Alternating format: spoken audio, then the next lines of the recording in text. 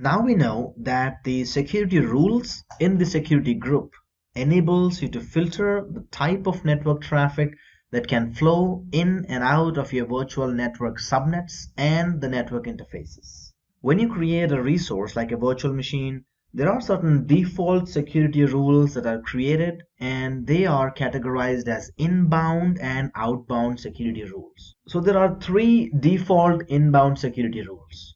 The rules deny all inbound traffic except from the virtual network and from Azure load balancers. There are three outbound security rules. The rules only allow outbound traffic to the internet and the virtual network.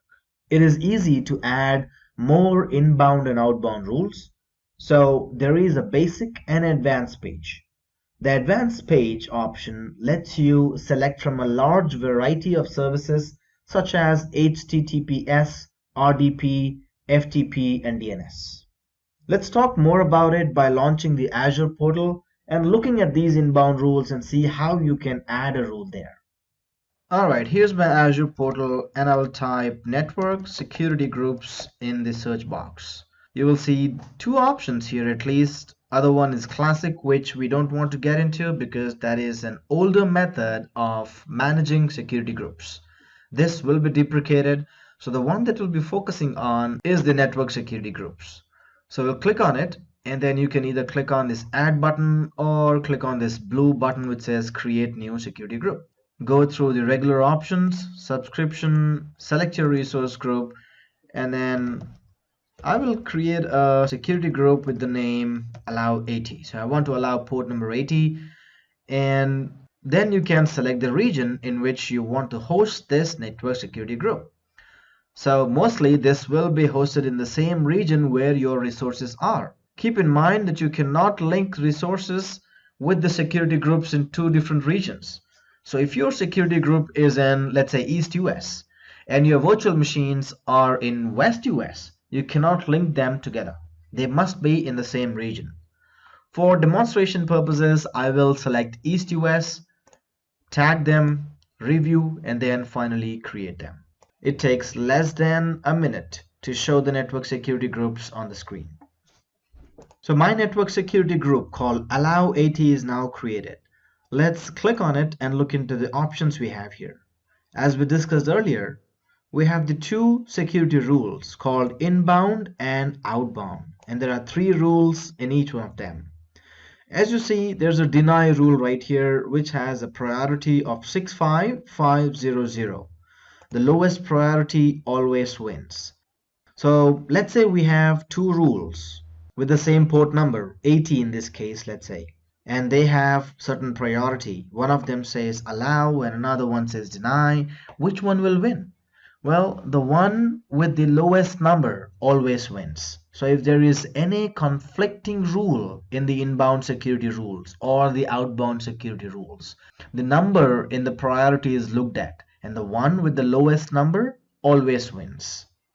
You can add the network security rules by clicking on the settings and then inbound security rules, and then click on add to add the source, port ranges, destination port ranges, protocols, and the action that you may want to take. You can also add the priority here and the name of your network security rule. You can click on the advanced version. Just by clicking on basic and advanced, you will toggle between basic and advanced. The service specifies the destination protocol and port range for this rule. So you can choose between the predefined services like HTTPS and SSH. When you select a service, the port range is automatically completed. So you can choose the custom to provide your own port range. So if you select custom, you can specify your own port range here.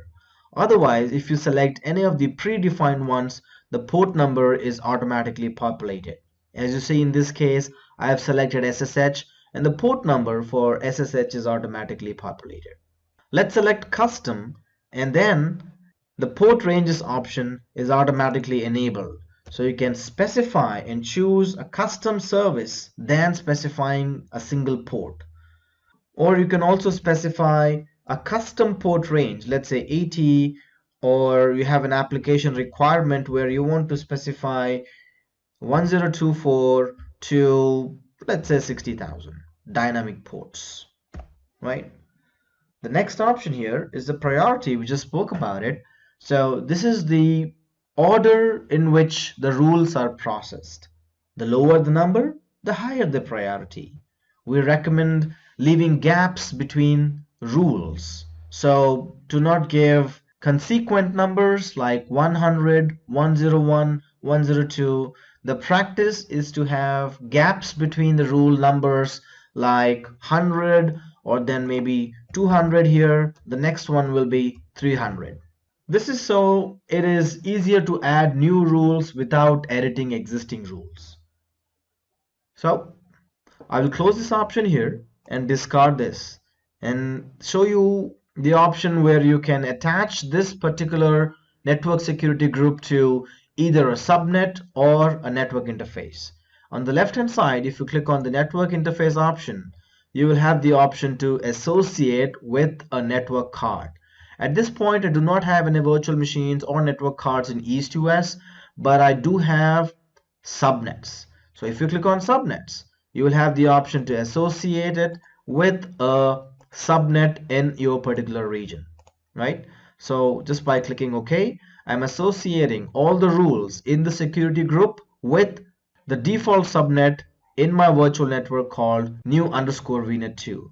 By doing so, all the virtual machines and resources in that subnet will have this rule applied. In this lab, we learned how to create a network security group, edit the security rules, and then also associate with either a network interface or a subnet.